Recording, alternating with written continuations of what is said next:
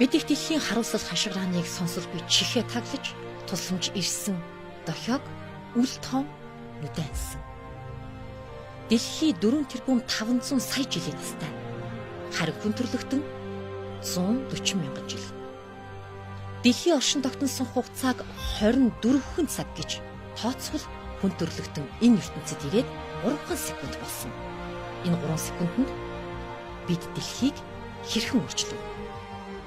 Гангарчиг, ойн төмөр, бас агаарын бохирдол, хүн малын халдварт өвчлөлүүд бидний үр хүүхдийг хорвоогоос авч явсаар байна.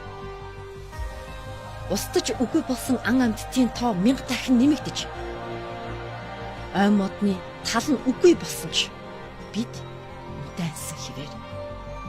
Хүүхдийн номонд гардаг хайр татам ан амьтад өмнө нь хизээч энэ дэлхийд байгаагүй мэтээр ховордож үгүй болж байна. Харин та бид энэ бүхний эцэст зөвхөн гэрчил болж үлдэх гэж юу? Тариачин тарьсан модоо өвчсөн байхыг хараад оншилхийн тулд мөчрлөө биш, үндэс рүү хардаг шүү дээ. Альва асуудлын үндэс нь хүн, та бид. Бид суур нь учраас энэ дэлхийг хэрхэн өөрчлөх нь биднээс, бидний үеэс